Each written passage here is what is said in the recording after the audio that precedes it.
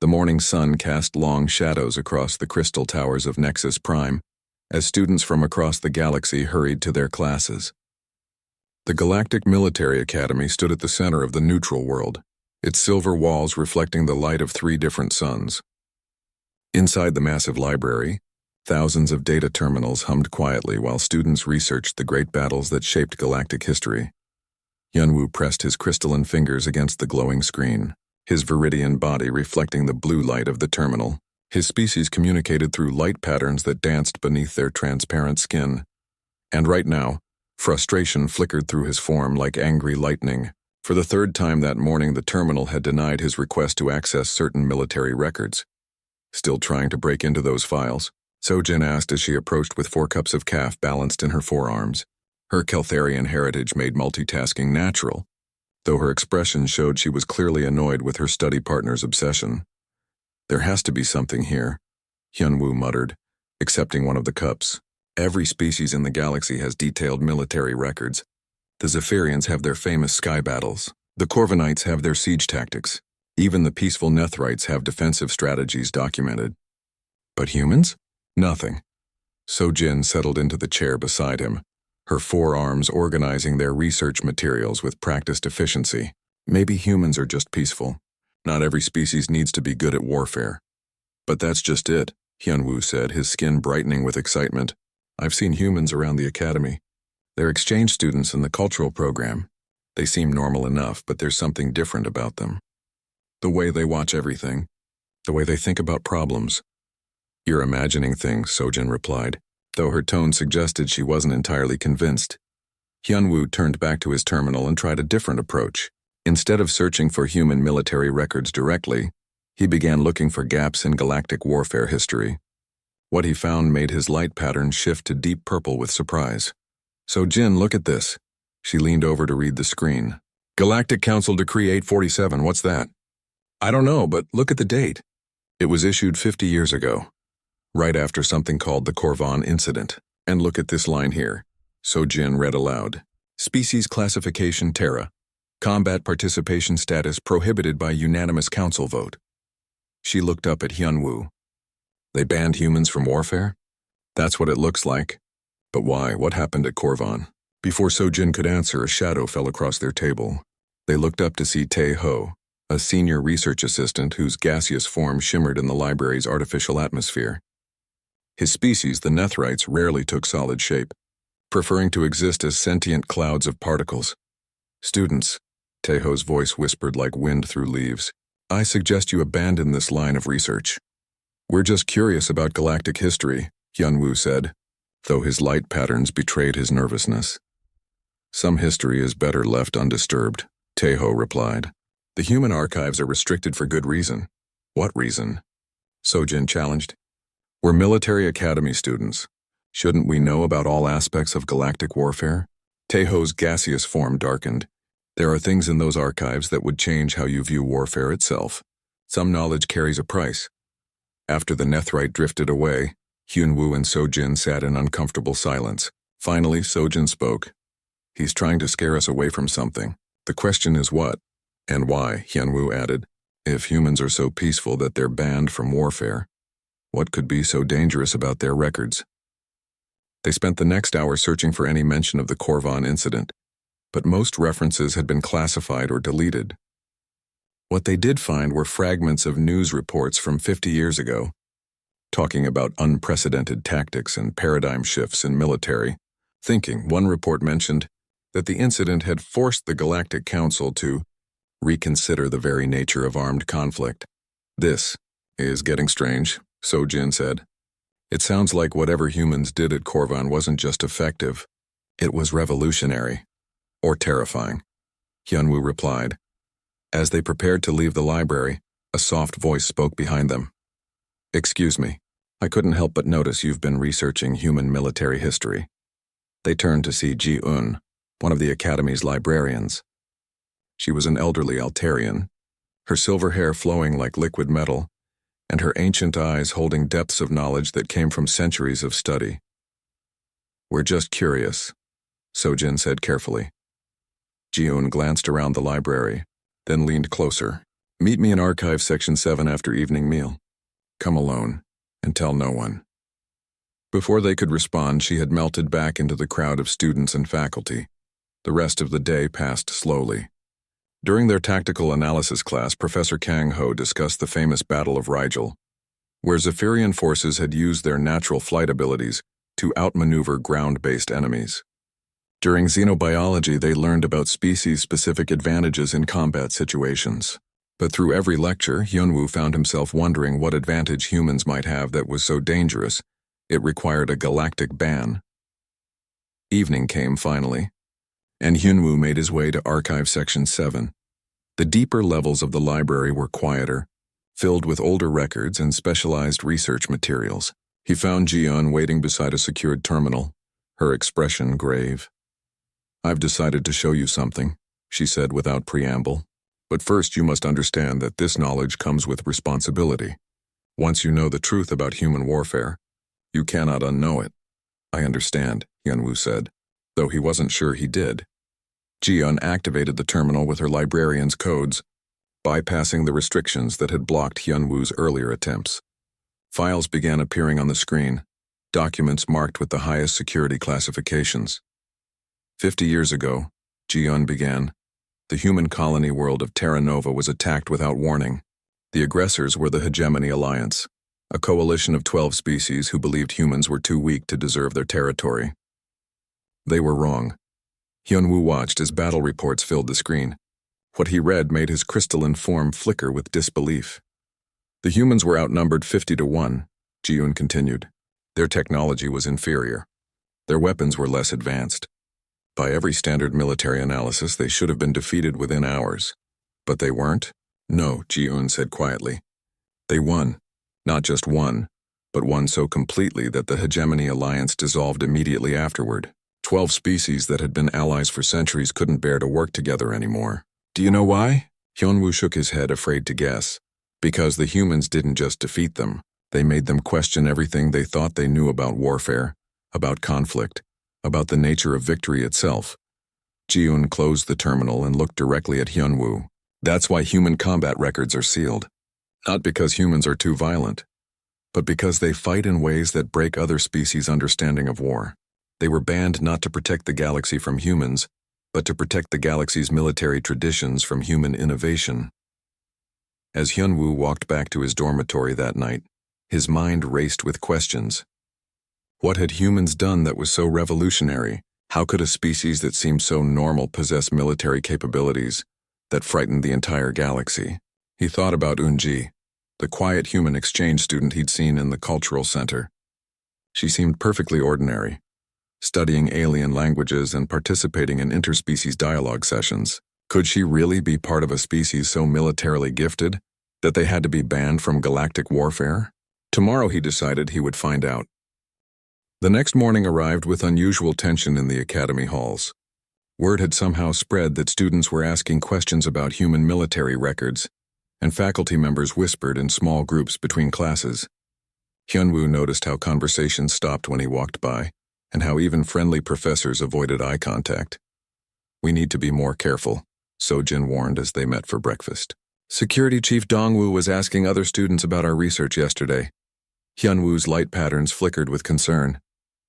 Dongwoo was known for his strict enforcement of academy rules, and his Corvinite heritage made him naturally suspicious of rule breakers. "We haven't done anything wrong. We're just studying history."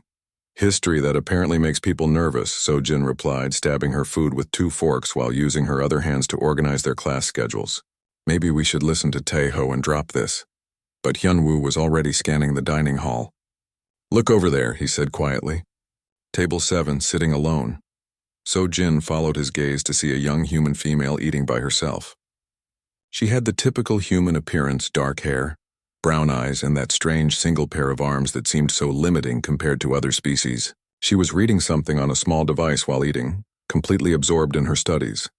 "That's Yoonji," Hyunwoo continued. "She's been here for 2 semesters, but I've never seen her talk to anyone about her homeworld. Every other exchange student loves sharing stories about their species' culture and history. Maybe she's just shy, or maybe she knows something she's not supposed to share." Against Sojin's better judgment, They approached Yunji's table. The human looked up as they sat down, her expression politely curious but somehow guarded. "Hello?" Yunji said in perfectly accented galactic standard. "You're from my xenobiology class, aren't you?" "I'm Yunji." "I'm Hyunwoo and this is Sojin," he replied, trying to keep his light patterns neutral. "We were wondering if you might help us with a research project about different species' military traditions." Yunji's expression didn't change, but Hyunwoo noticed how her hands stopped moving and how she seemed to be choosing her words very carefully. "I'm in the cultural exchange program," she said finally. "I don't really know much about military matters."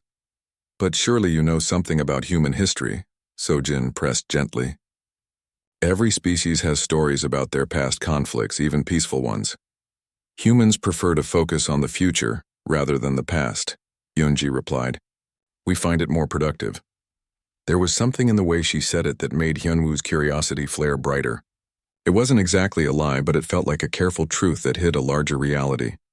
"What about the Corvin incident?" he asked directly. For just a moment, Yunji's careful composure cracked. Her eyes widened slightly, and she glanced around the dining hall as if checking who might be listening. Then the mask was back in place. "I'm sorry, but I really need to get to class," she said, gathering her things quickly. "Maybe we can talk about cultural matters sometime instead." After she left, Sojin and Hyunwoo sat in frustrated silence. "She knows something," Sojin said finally. "She knows everything," Hyunwoo corrected. "The question is why she's hiding it." Their next breakthrough came from an unexpected source. Professor Minho was ancient even by Zephyrian standards, his feathers now silver with age and his once bright flight membranes faded to pale translucence. He taught advanced military history and was known for his vast memory of galactic conflicts. After his lecture on siege warfare, Hyunwoo approached him with what he hoped seemed like casual curiosity. "Professor, I've been studying the evolution of military tactics over the past century. I noticed there seems to be a gap in the records around 50 years ago. Were there fewer conflicts during that period?" Minho's old eyes studied Hyunwoo carefully. "Fewer conflicts? No, young one. There was one conflict that changed everything that came after. The Corvan incident?" Minho's feathers ruffled, a sign of distress in his species. He looked around the empty classroom, then beckoned Hyunwoo closer. "I was there," he whispered. "I commanded a Zephyrian observation ship during the siege. What I saw changed how I understand warfare itself." "What did you see?" "Humans who fought like no species before them. They didn't follow the rules of engagement that every civilized species observed. They didn't fight with honor codes or formal tactics. They fought with something else entirely." "What do you mean?" Minho was quiet for so long that Hyunwoo thought he wouldn't answer. Finally, the old professor spoke again. "They fought with imagination. Every move they made was unexpected. Every strategy was something no military academy had ever taught. They turned disadvantages into advantages and made their enemies question not just their tactics but their reasons for fighting at all." "How?" "That's the question that led to Decree 847, Minho said. "The Galactic Council decided that some questions were too dangerous to answer." Before Hyunwoo could ask more, Minho gathered his materials and left, but not before adding one final warning. "Be careful, young student. Some knowledge changes those who possess it. The humans were banned not because they were monsters, but because they showed us what we could become if we stopped limiting ourselves to civilized warfare." That evening, Hyunwoo shared what he'd learned with Sojin.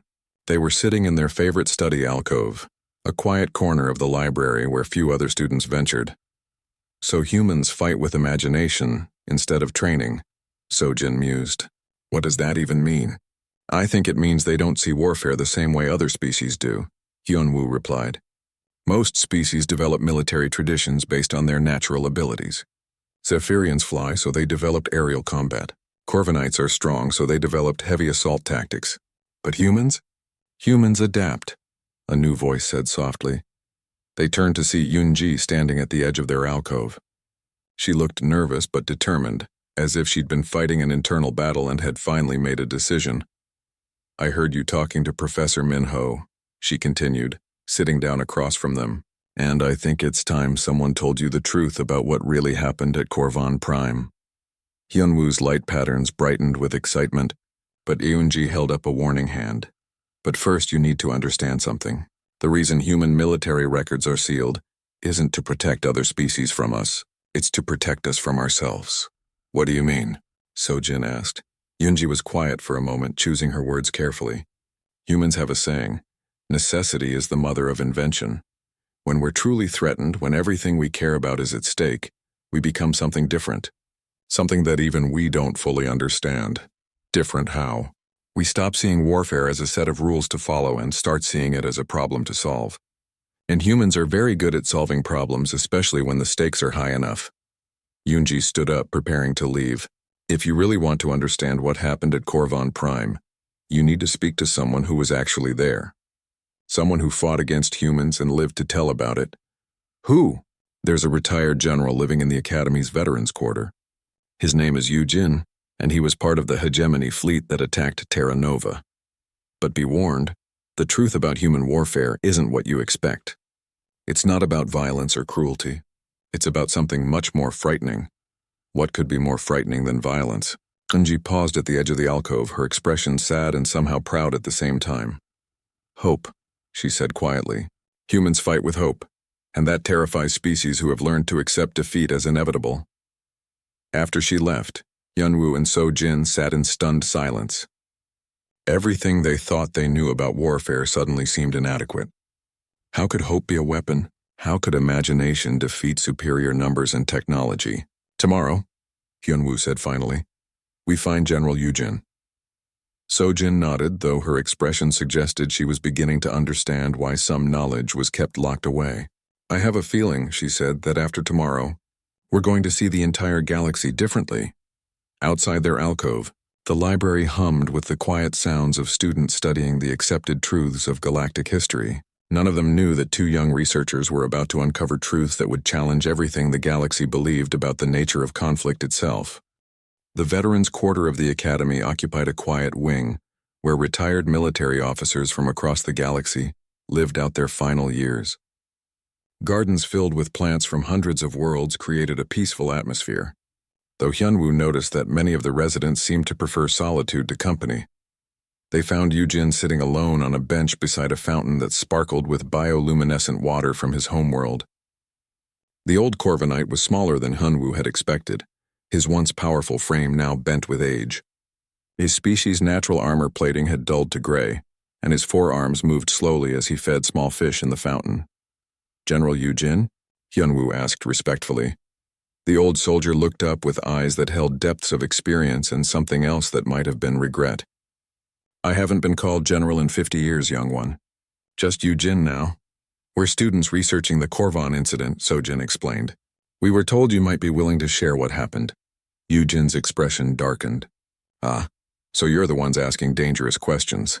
He gestured for them to sit beside him. I wondered when someone would finally come looking for the truth. You were part of the hegemony fleet, Hyunwoo said. I commanded the hegemony fleet, Yujin corrected.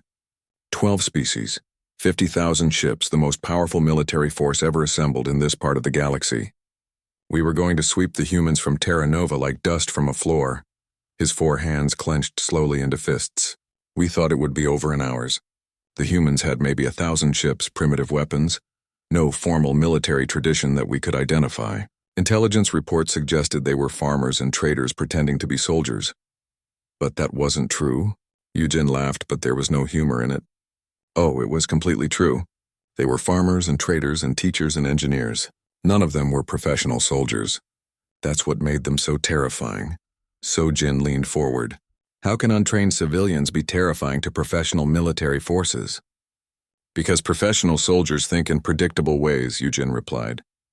We follow doctrine, honor codes, established tactics that have been tested over centuries. But the humans? They made it up as they went along. Yujin stood and began walking slowly around the fountain, his movement helping him organize his memories. The siege began according to plan. We surrounded Terra Nova with overwhelming force and demanded surrender. The humans asked for time to consider our terms. Standard diplomatic courtesy, so we agreed. What did they do with the time? That's when we should have known something was wrong. Instead of preparing defenses or evacuation plans, they did something no species had ever done in the history of galactic warfare. Hyunwoo waited, his light patterns flickering with anticipation. They threw a party. A what? A party. Music, dancing, food, celebrations broadcast on every communication channel. They invited the entire galaxy to watch them celebrate what they called their last night of peace. The broadcast reached every ship in our fleet. Sojin looked confused. How is that a military tactic? Because it forced us to see them as people instead of targets, Yujin said quietly. My soldiers watched human families singing together, children playing, couples dancing. It became very hard to think of them as enemies who deserved to die. But you still attacked. Orders are orders. But when the battle began, nothing went as planned. The humans didn't form defensive lines or try to match our fleet movements. Instead, they scattered into small groups and started doing impossible things. Yujin sat down heavily. The memory's clearly painful even after 50 years. One human ship somehow convinced 3 of our heavy cruisers to stop shooting and start talking. Not through jamming or mind control, but through pure communication. They started a debate about the ethics of the war in the middle of the battle. During active combat, Sojin asked in disbelief, during active combat, while other ships were shooting at each other, these crews were having philosophical discussions about whether the war was justified. And somehow the human arguments were so compelling that our ships actually changed sides. Hyunwoo's crystalline form brightened with fascination. They converted enemies during battle? That was just the beginning, Yujin continued. Another group of human ships started rescue operations, saving crew members from both sides when ships were damaged. They risked their own lives to save our people, even while we were trying to kill them. How did your forces respond? Confusion? Chaos? Nothing in our training had prepared us for enemies who treated warfare like a temporary disagreement between future friends. Some of our ships stopped fighting just to figure out what was happening. Yujin walked to the fountain's edge and stared into the bioluminescent water. But the worst part, the thing that broke us completely, was when they started singing. Singing? Battle hymns, work songs, lullabies. Different human ships were broadcasting different music, and somehow it all blended together into something beautiful. Our communication officers couldn't help but listen. Some of our younger crew members started humming along. So Jin shook her head in amazement. They weaponized music? They weaponized joy, Yujin corrected. They fought with such obvious pleasure in being alive, such genuine affection for existence itself, that it became impossible to maintain the hatred necessary for effective warfare. How did the battle end? Yujin was quiet for a long time. When he finally spoke, his voice was barely above a whisper. We surrendered, not because we were defeated militarily, but because we couldn't bear the thought of destroying something so beautiful. 50,000 ships surrendered to 1,000. Defenders, because the humans made us remember why wars should end instead of why they should continue. Hyunwoo felt his understanding of warfare crumbling and reforming. What happened after? The humans accepted our surrender with the same joy they'd shown in battle. They fed us, housed us, helped repair our ships, and then asked if we wanted to be friends instead of enemies. Most of my officers accepted. Most. The ones who couldn't accept it went home and told their governments that humans were too dangerous to fight. Not because they were violent, but because they could make you question everything you believed about conflict itself. Yujin turned to face the 2 students. That's why Decree 847 was passed. The Galactic Council realized that humans didn't just win wars, they ended them permanently. Every species that fought humans ended up allied with them afterward. So the ban was to preserve the existing order, Sojin said slowly. The ban was to preserve everyone's ability to have proper wars with clear winners and losers, Yujin confirmed. Humans were threatening to make all warfare obsolete by turning every conflict into an opportunity for friendship. As they prepared to leave, Hyunwoo asked one final question. Do you regret what happened? Yujin smiled for the first time during their conversation. I spent 30 years as Terra Nova's ambassador to the Corvinite homeworld. I married a human woman, learned to appreciate their strange music, and discovered that former enemies make the best friends because you start with complete honesty about your differences. He paused, looking up at the stars visible through the garden's transparent dome. The humans taught me that winning a war isn't about defeating your enemy. It's about making your enemy realize they don't want to be your enemy anymore. As Hyunwoo and Sojin walked back to their dormitories, they carried with them a new understanding of why human warfare records were sealed. It wasn't to protect the galaxy from human violence, but to protect the galaxy's military institutions from human innovation. They don't fight to destroy their enemies, Sojin mused. They fight to make friends. And apparently, Hyunwoo added, that's the most dangerous military strategy in galactic history. Behind them, Yujin continued feeding the fish in his fountain, humming an old human song that he'd learned 50 years ago during the strangest surrender in military history. The melody drifted through the peaceful gardens, a reminder of the day when warfare itself had been fundamentally changed by a species that refused to accept that enemies had to remain enemies forever. The revelation about the siege of Korvan Prime had left Hyunwoo and Sojin with more questions than answers. How could a species fight wars by making friends with their enemies?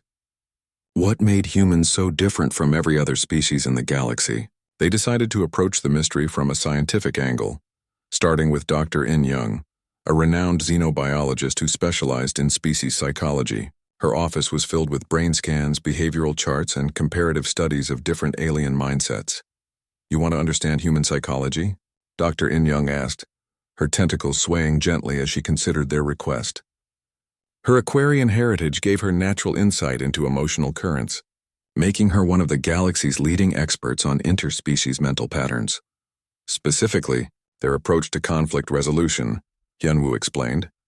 Dr. In Young activated a holographic display showing brain scans from dozens of different species. Look at these neural patterns during stress situations.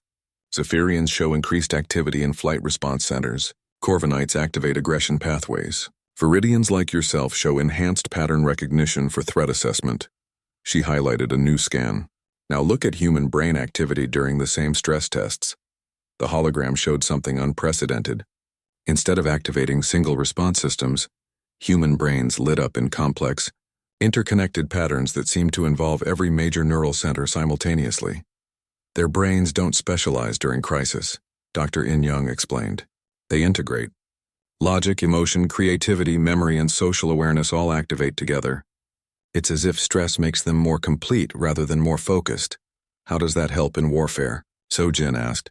It means they don't see warfare as separate from diplomacy, art, philosophy, or friendship. For humans, fighting is just another form of communication. And like all communication, it should lead to better understanding between the participants. Dr. In Young showed them another display, this one comparing reaction times and decision-making patterns. Most species follow predictable response trees. Threat detected, analyze options, choose optimal response, execute. Humans do something different. They treat every situation as unique and improvise solutions that often work better than optimal responses, because they account for variables other species don't even consider. What kind of variables? Emotional states, personal histories, cultural contexts, future possibilities. A human commander doesn't just think about defeating an enemy.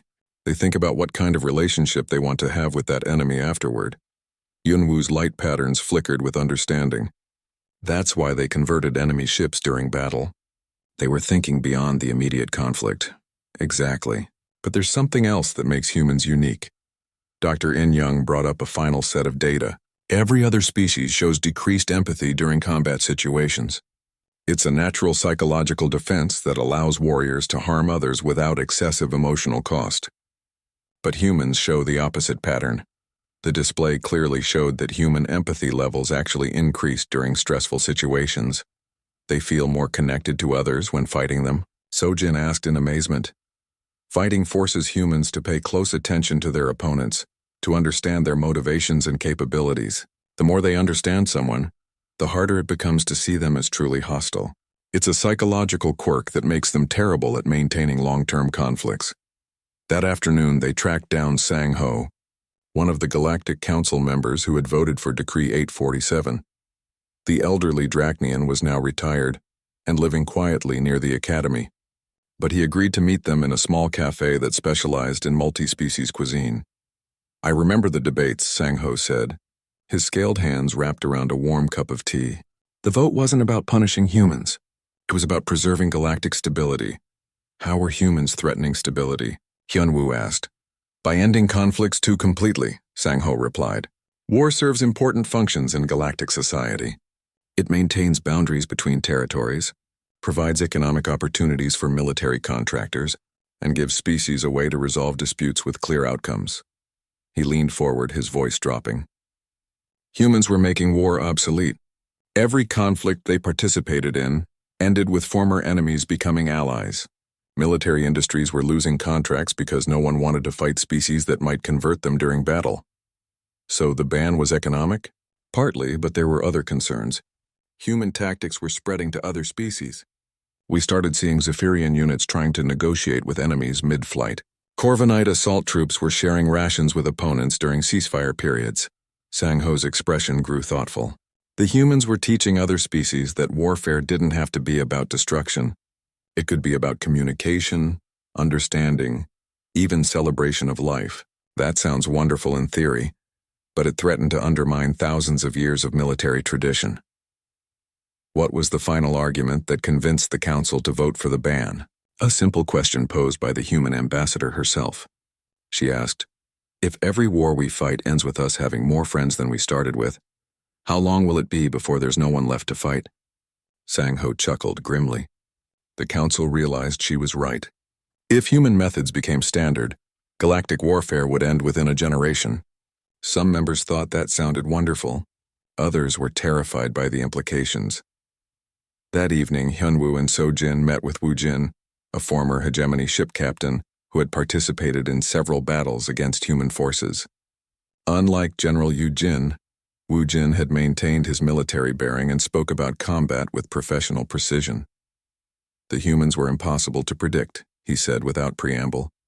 Every tactical manual became useless when fighting them because they didn't follow any recognizable patterns. Can you give us specific examples? Sojin asked. During the Battle of Procyon Station, we surrounded a human supply convoy with overwhelming force. Standard procedure would be to demand surrender or destroy the ships. The humans did neither. Woojin paused, shaking his head at the memory. They broadcast an invitation to dinner. Not surrender terms or negotiation requests, but an actual dinner invitation. They said they were carrying specialty foods from Terra and wanted to share them with us before the battle resumed. Did you accept? My crew was curious about human cuisine. Against regulations, I allowed a small delegation to dock with their flagship. What happened next changed my understanding of warfare forever. Woojin's expression grew distant. The humans had prepared a feast using ingredients from dozens of worlds, including several from our home systems. They'd researched our dietary preferences and cultural food traditions. During the meal, they asked about our families, our reasons for joining the military, our hopes for after the war. While you were still enemies? That's what made it so effective. It's hard to shoot at someone who's genuinely interested in your children's education and your grandmother's health problems. By the end of the meal, half my crew was exchanging personal contact information with human officers. How did the battle end? There was no battle. We agreed to escort their supply convoy to its destination and share security duties. 2 weeks later, formal peace negotiations began. 6 months after that, our species signed their first alliance treaty with humanity. Woojin looked directly at the two students. The humans didn't defeat us through superior tactics or technology. They defeated us by making us realize we'd rather be friends than enemies. That's a kind of warfare that no military academy teaches because it requires giving up the idea that warfare is about winning and losing. As they walked back to their dormitories that night, Hyunwoo and Sojin processed everything they'd learned. Humans approached warfare not as a method of destruction, but as an extreme form of diplomacy. They fought to communicate, to understand, and ultimately to build relationships with their opponents. It's brilliant and terrifying at the same time, Sojin mused. Imagine if every species fought that way. That's exactly what the Galactic Council was imagining, Hyunwoo replied. A galaxy where conflicts ended in friendship rather than conquest. No wonder they banned humans from warfare. But is it really a ban if the humans agreed to it? That question would haunt them both as they prepared for the next phase of their investigation. They were beginning to understand that the truth about human warfare was more complex than simple prohibition. The humans hadn't been banned against their will. They had chosen to step back from galactic conflict. The question was, why would the galaxy's most effective warriors voluntarily give up their greatest skill? Above them, the stars of Nexus Prime twinkled in patterns that reminded Hyunwoo of the human neural scans he'd seen earlier. Complex, interconnected, and somehow beautiful in their refusal to follow simple, predictable patterns. Tomorrow, they would seek answers to their final questions. But tonight they dreamed of a galaxy where every war ended with a feast and former enemies compared notes about their families over shared meals from distant worlds. The Academy's restricted archives required special permission to access, but Ji-Eun had used her librarian credentials to arrange a private viewing session. The documents they examined that morning painted a picture of human warfare that challenged every assumption about military conflict. These are testimonies from species who fought against humans before Decree 847, Ji-Eun explained, activating a secure terminal. The Galactic Council collected them during the debates about the human combat. The first testimony came from Admiral Kyung-soo of the Regalian Defense Force. His account of the Battle of Alpha Centauri made both students question everything they thought they knew about warfare. Human forces were outnumbered. 3-1, Hyun-woo read aloud. Rigelian tactical doctrine called for standard encirclement and bombardment. However, human ships began broadcasting what appeared to be personal messages from their crews. So-jin continued reading. These were not propaganda or psychological warfare as we understood it. They were genuine introductions. Human crew members shared stories about their lives, their families, their hopes for peace after the conflict. They spoke to us as if we were neighbors they hadn't met yet, rather than enemies to be destroyed. The testimony grew more detailed. Admiral Kyung-soo described how his own crew began responding to these personal messages, sharing their own stories and concerns. Within hours, individual ships on both sides were engaged in deep conversations about philosophy, family life, and cultural traditions. Look at this part, So-jin said, pointing to a highlighted section. The Admiral writes, by the second day of battle, my communications officer was exchanging recipes with a human engineer. My weapons officer was discussing child-rearing techniques with their security chief. When I ordered resumed hostilities, half my crew refused to fire on people they now considered friends. The second testimony came from General Boram of the Centauran hegemony. Her account of the siege of New Geneva was even more extraordinary. Human defenders faced complete orbital bombardment. Hyun-woo read. Surrender was inevitable. Instead of seeking terms or attempting escape, human forces began what they called Operation Welcome Home. What was that? So-jin asked. Ji-Eun brought up additional files. They prepared the planet for occupation, as if they were welcoming honored guests rather than conquering enemies. They cleaned and prepared facilities, organized tours of local attractions, and prepared traditional meals from both human and Centauran cultures. General Boram's testimony continued. When our forces landed, we expected resistance. Instead, human soldiers met us at landing sites with informational packets about local weather, cultural sites worth visiting, and recommendations for the best recreational facilities. They acted as if our invasion was a long-planned diplomatic visit. How did your forces respond? The interviewer had asked. Confusion initially, then curiosity. Our soldiers began taking the tours, trying the food, attending cultural events that humans had organized for our visit. Within a week, we weren't occupying the planet so much as experiencing an extended cultural exchange program. The third testimony proved even more remarkable. Commander Seung-jin of the Vegan Star Navy described an engagement where human forces actually adopted enemy soldiers during combat. We were conducting boarding actions against human vessels, he reported.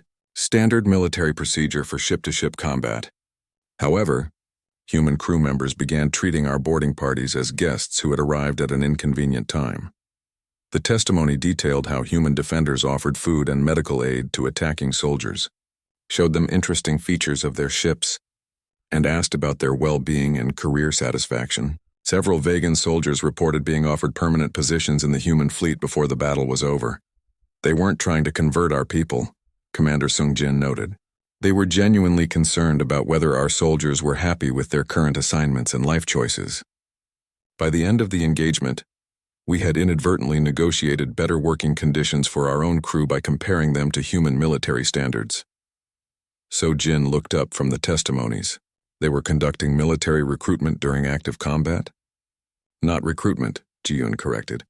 Adoption. Humans have a concept they call pack bonding that extends even to people they're fighting with.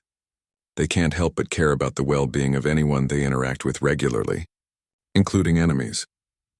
The fourth testimony came from Dr. Hae-won, a military psychologist who had studied human prisoners of war. Her observations were perhaps the most unsettling of all.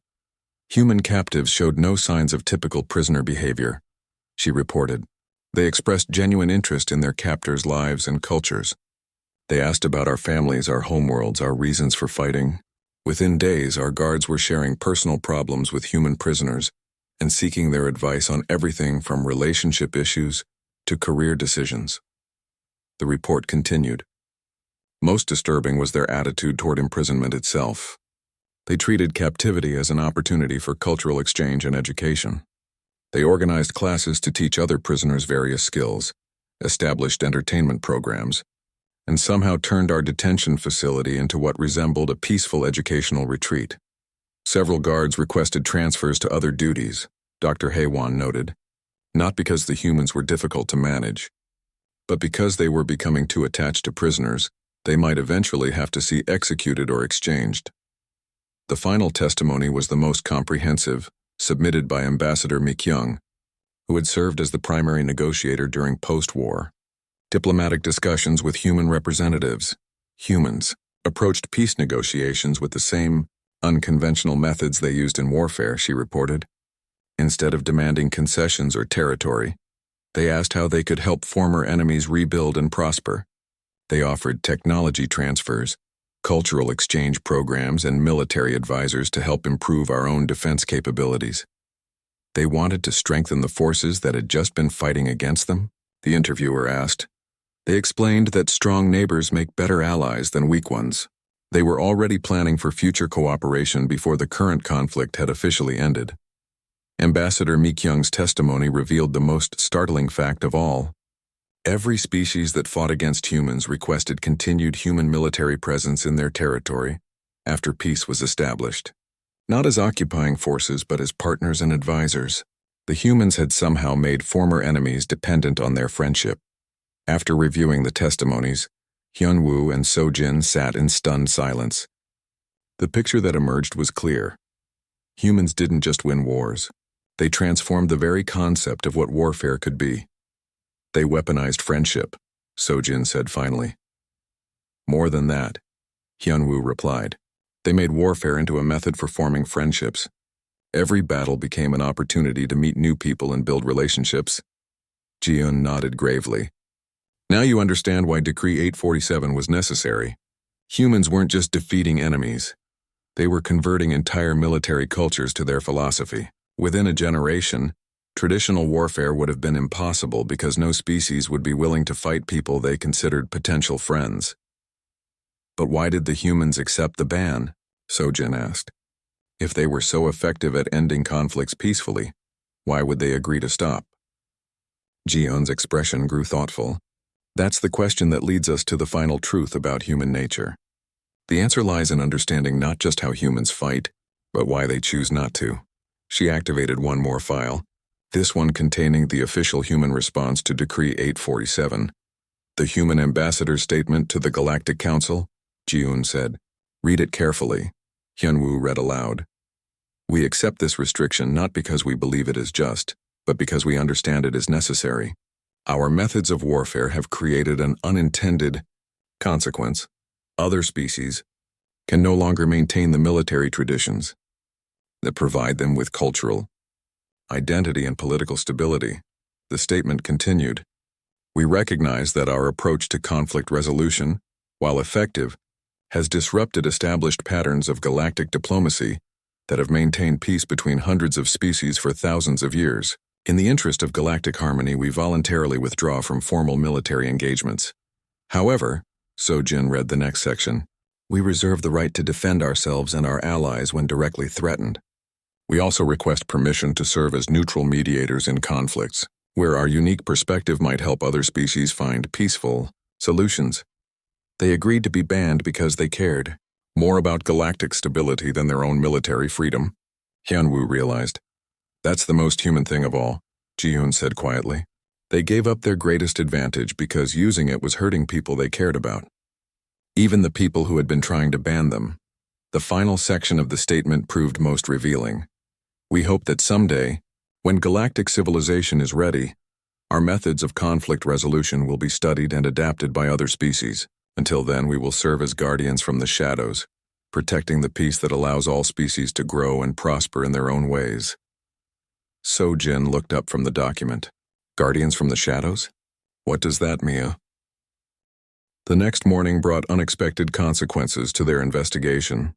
Security Chief Dongwu was waiting outside their dormitory with 2 academy guards and an official summons to appear, before Chancellor Daehyun immediately. Students Hyunwoo and So-Jin, Dongwu announced formally, you are commanded to present yourselves to the Chancellor's office for matters concerning unauthorized research into classified materials. As they walked through the academy halls, Hyunwoo noticed other students watching them with mixtures of curiosity and concern. Word had spread that someone was asking forbidden questions about human military history, and now the consequences were becoming visible.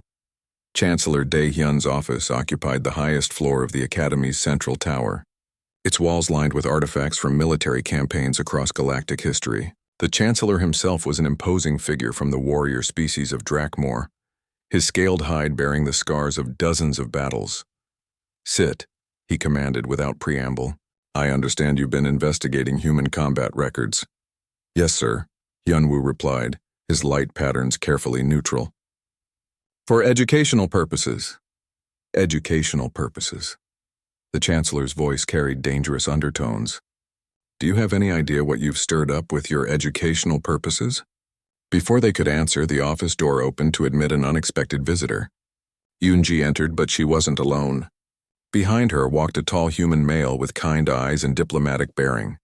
Chancellor Daehyun, the man said politely, I am Jun-ho, human diplomatic liaison to the Galactic Educational Consortium. I believe we need to discuss my sister's fellow students. Your sister? So-Jin asked, looking between Yoonji and Jun-ho. Yoonji has been monitoring your investigation on behalf of the Human Diplomatic Corps, Jun-ho explained. We've been aware of your research from the beginning. Chancellor Daehyun leaned back in his chair. The humans have been watching our students? We watch everyone who asks questions about our military history, Jun-ho said calmly. It's a matter of galactic security, as I'm sure you understand. Are we in trouble? Hyunwoo asked. Jun-ho smiled. On the contrary, your investigation has prompted discussions at the highest levels of both human and galactic government. The question is, what do we do with what you've learned? The Chancellor activated a holographic display showing communication logs from across the galaxy. Since word of your research spread, we've received inquiries from over 300 educational institutions requesting access to human military records. Military academies, diplomatic schools, even civilian universities want to study human conflict resolution methods. The secret is out, Jun-ho said simply. After 50 years of concealment, the galaxy is finally ready to learn the truth about human warfare. But what about Decree 847? So-Jin asked. What about the ban? The ban remains in effect, Chancellor Daehyun replied. Humans are still prohibited from direct participation in galactic warfare. But there's nothing in the decree preventing the study of human methods or their application by other species. Jun-ho stepped forward. My government has authorized me to make a proposal. We're prepared to establish a new curriculum here at the Academy.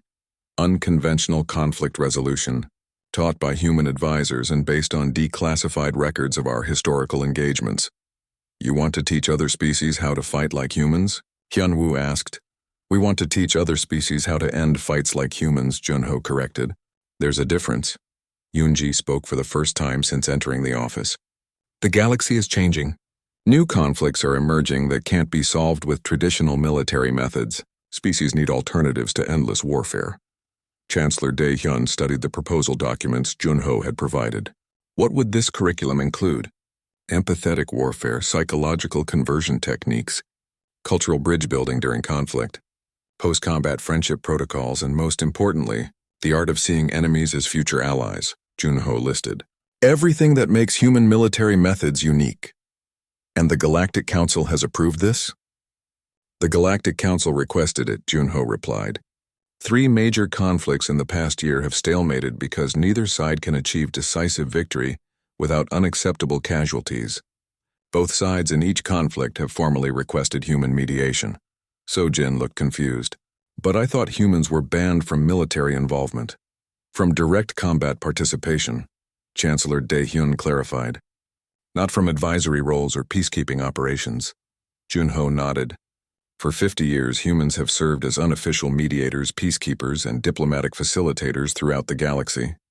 We've prevented dozens of wars and ended conflicts that traditional diplomacy couldn't resolve.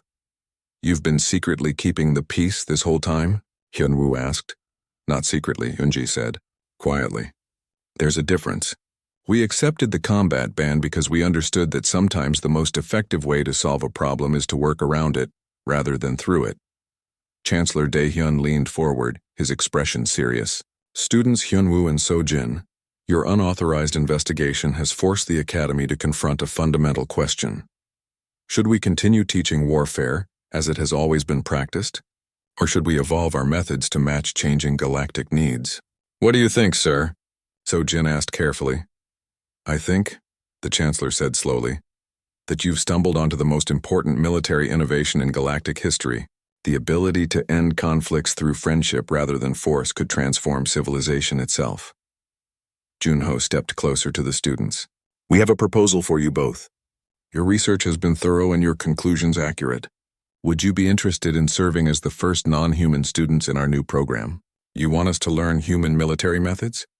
We want you to help us teach them, Junho replied.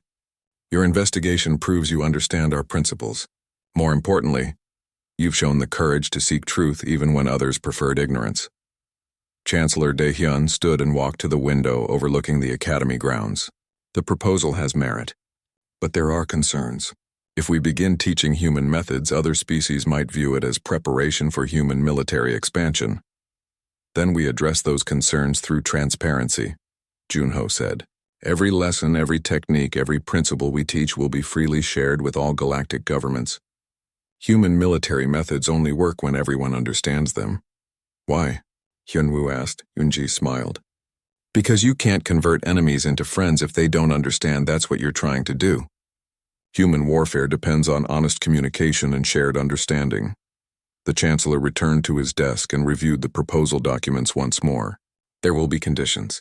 Human advisors will work under Academy oversight. All curriculum materials will be reviewed by a multi-species committee, and the program will be voluntary for students who wish to study alternative conflict resolution. Agreed, Junho said immediately. Furthermore, the Chancellor continued, this program will be presented as academic study, not military training. We're teaching history and theory, not preparing for war. Also agreed. Chancellor Daehyun looked directly at Hyunwoo and Sojin. And you two will write the official report on your investigation. The Academy will publish it as required reading for all students. No more secrets, no more forbidden knowledge. Hyunwoo felt his light patterns flicker with excitement and responsibility. We'll need to interview more sources, verify our conclusions. You'll have full access to previously classified materials, the Chancellor promised. Both human and galactic archives will be opened for your research. Sojin raised her hand tentatively. Sir, what about the other students who might want to investigate forbidden topics? Chancellor Daehyun actually smiled. There will be no more forbidden topics in this academy. Knowledge belongs to all species, not just those in power. Your investigation has reminded us that truth serves everyone better than comfortable ignorance. As the meeting concluded, Junho approached the two students privately. There's something else you should know. Your research has been noticed beyond the academy. Several galactic governments have requested copies of your findings. Why? Sojin asked. Because you've provided the first comprehensive analysis of human military methods from a non-human perspective, Yunji explained. Your conclusions carry weight that human self-reporting never could. You've become the galaxy's leading experts on human warfare, Junho added. Whether you intended to or not, as they walked back through the academy halls, everything seemed different. Students who had watched them with suspicion that morning now looked at them with curiosity and respect. The forbidden knowledge they had sought was becoming required curriculum. Do you think we did the right thing? Sojin asked as they reached their dormitory. I think we did the necessary thing, Hyunwoo replied. The galaxy was ready for this truth whether we uncovered it or not. At least this way, it comes with proper context and understanding.